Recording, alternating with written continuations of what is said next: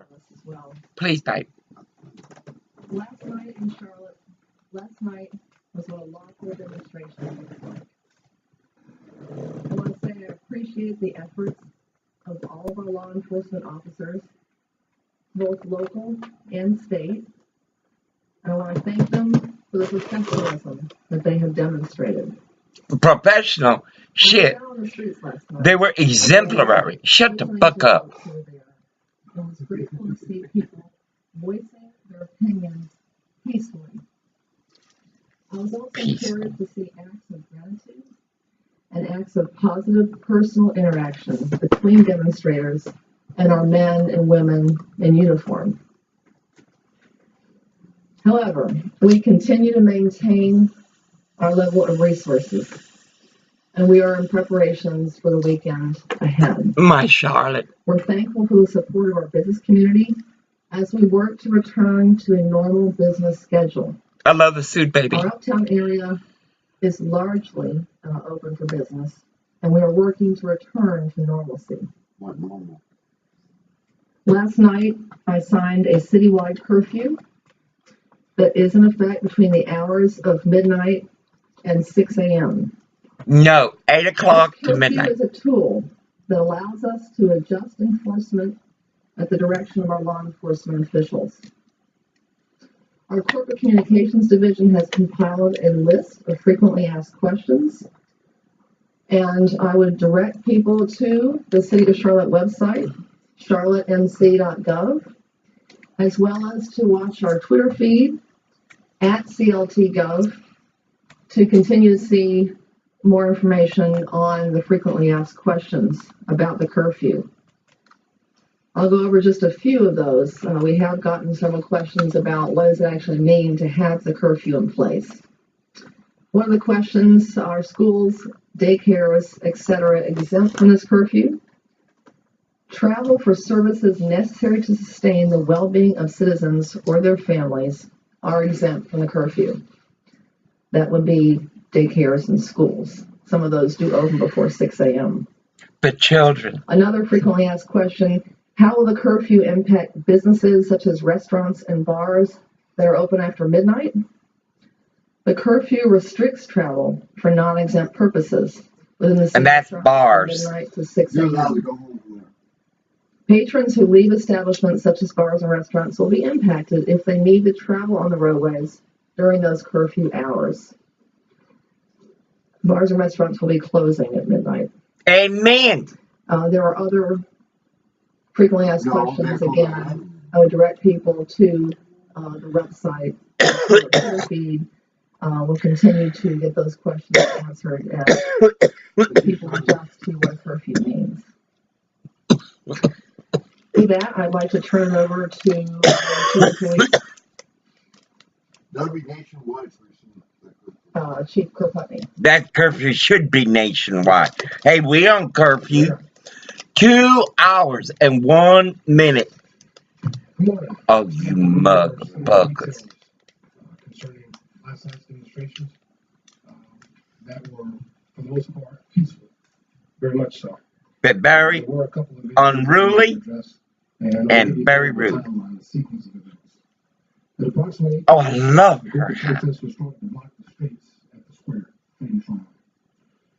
At approximately 8:45, we saw some protesters within the group, one of the groups there at Rainier Bearden Park, who were beginning to put on gas masks.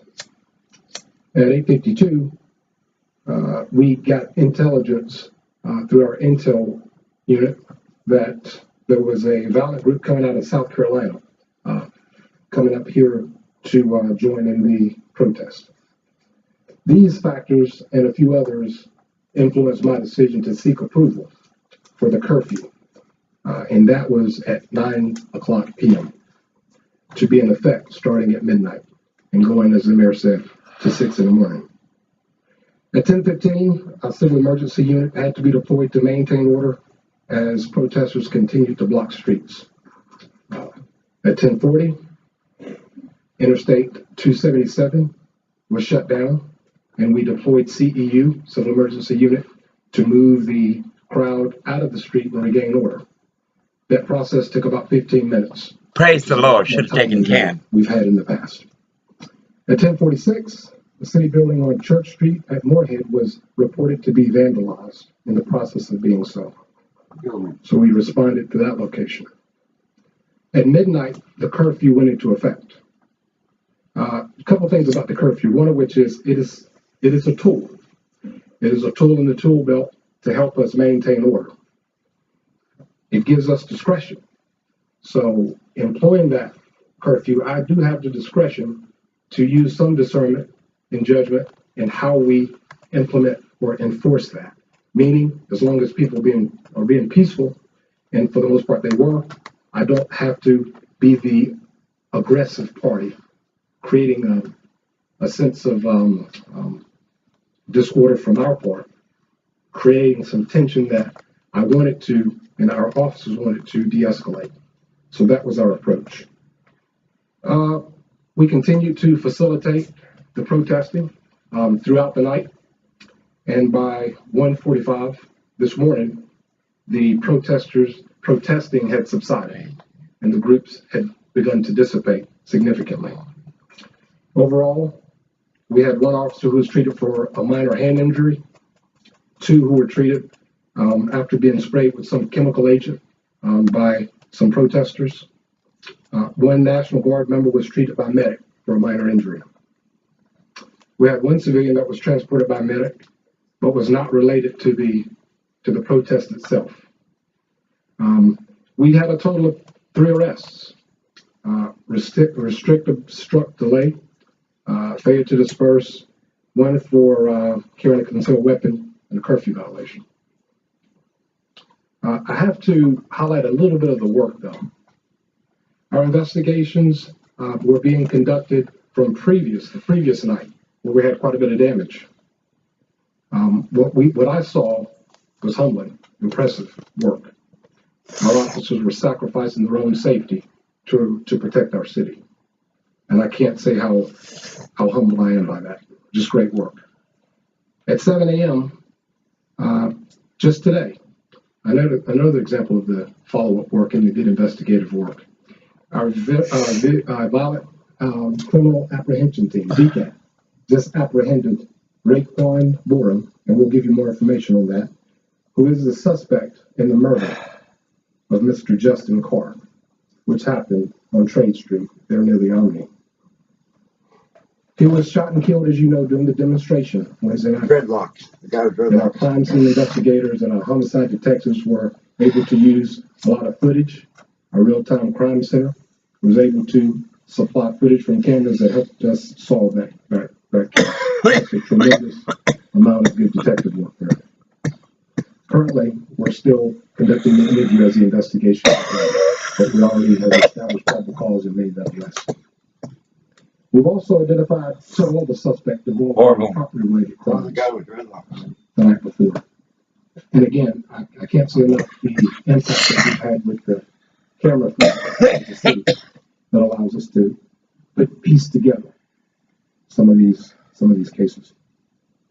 We have also posted a number of photos of additional suspects, and we ask the public to do likewise. If you have any evidence that can help us resolve and solve some of the outstanding cases that we're looking to resolve, we ask you to do so.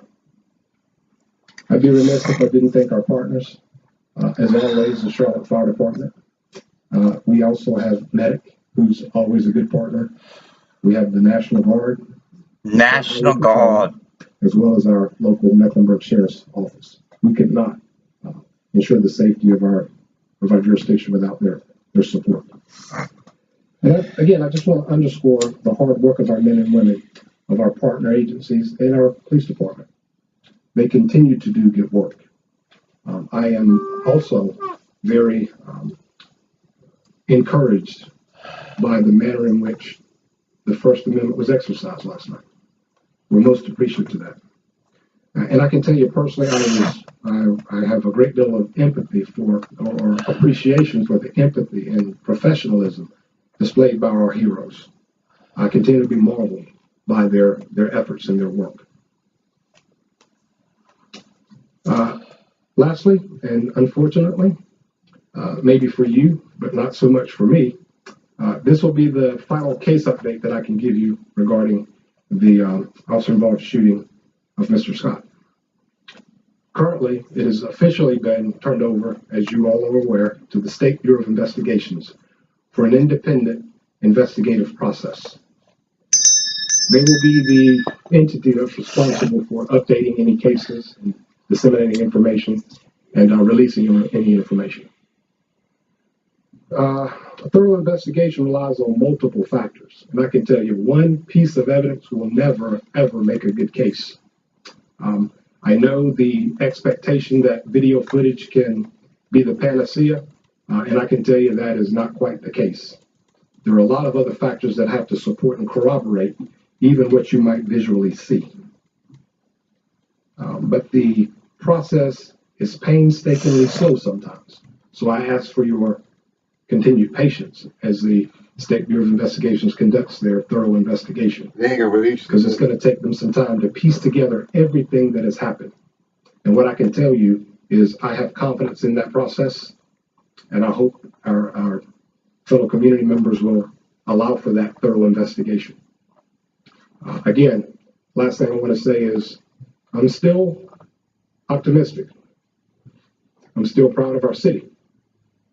I'm still proud of our community. And I'm humbled and very proud of the work that our CMPD officers and our law enforcement partners continue to work to make us a safe city that our community deserves. Thank you. I gotta say, remember the guy on the telephone yesterday? He said, I seen the guy. He had a gun like this. Let him talk, please. Good morning The guy in again. dreadlocks.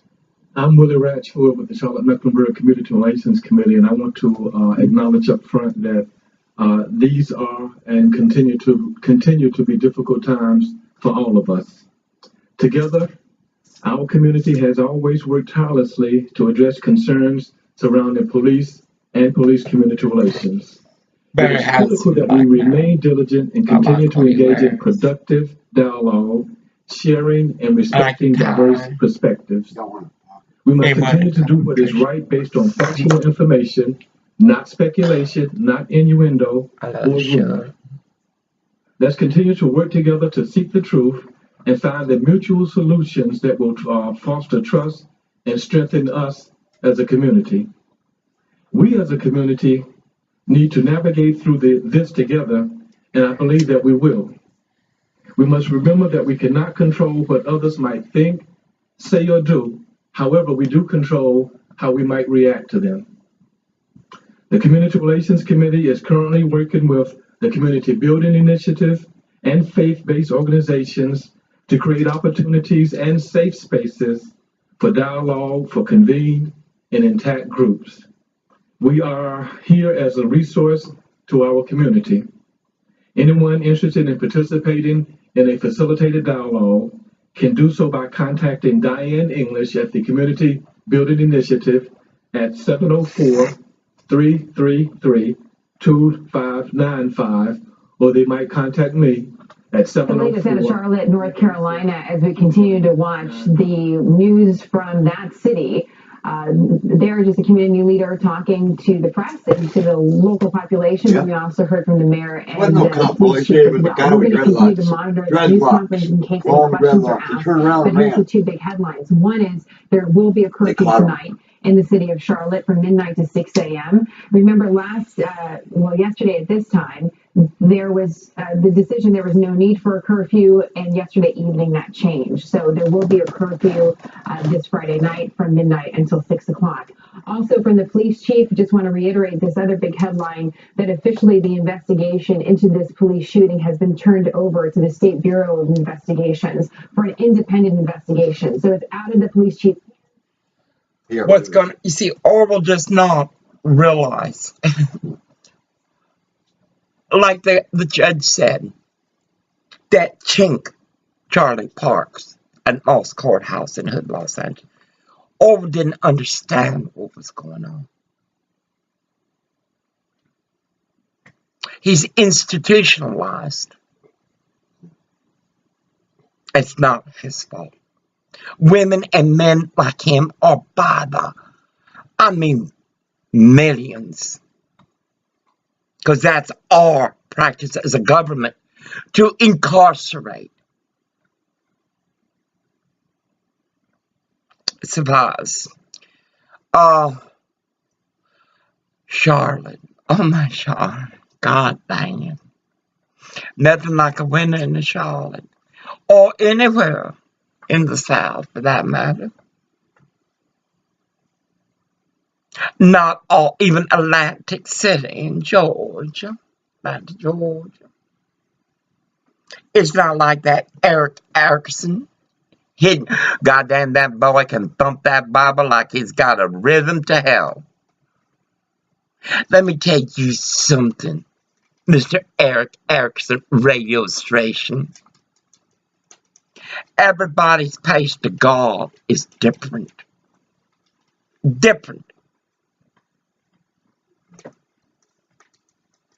But the free will seems to be the same. I want, I take, I lie, I cheat, I fornicate. That motherfucker in Texas pulling that baby girl on there, you motherfuckers.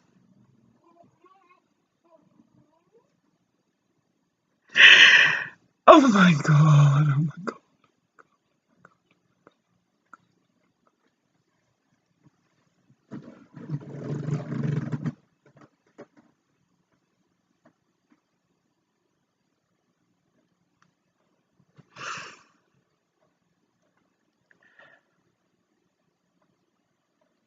And grace of God be blessed.